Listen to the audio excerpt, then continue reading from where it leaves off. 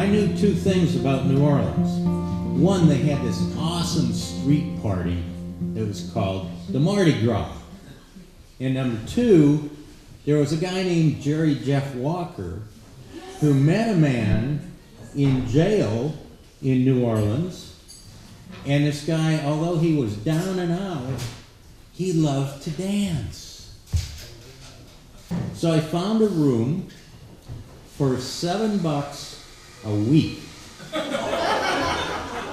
Through $1 a day.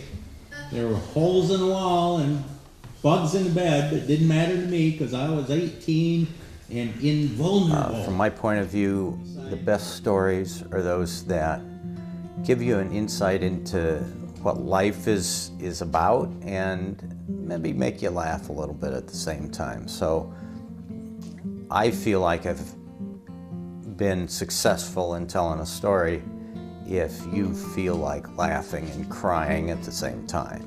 I realized at that point that I'd sold my soul for half of $30. Don't laugh, that was like 2 weeks' rent. And he comes up and he grabs the whole 30. Come on, I'm hungry, let's go get something to eat. Well, we went to a little grocery store and I bought my favorite lunch at the time, my standard lunch. It was a white bread. It was a whole loaf of white bread with the balloons on it. You know the kind. And bologna and apple jelly, and that's for sandwiches. And and the second course was a bag of Chips Ahoy cookies. That was my lunch. The way I got into storytelling, I actually, throughout my life, I've been on the stage quite a bit. I was a magician, I was a stand-up comedian, I was a Second City graduate, and a lot of my friends said, you know, you ought to try storytelling. And so I tried it, and I have finally found a home on stage. It's something that I really enjoy doing.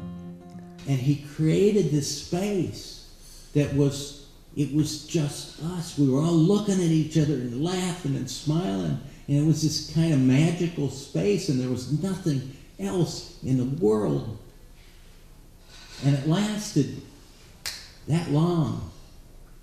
Storytelling has always been a way that we connect to each other. From the time that our ancestors drew paintings on the sides of their caves 30,000 years ago, mankind has been telling stories. It's a way we know what it's like to be human. But I will tell you, that happened, it was 48 years ago, and I spent maybe 8 hours with that guy, but I will never forget him. Because I know no matter what happens in my life, whatever happens in this country or the world, there will always be a Bojangles somewhere dancing. Thank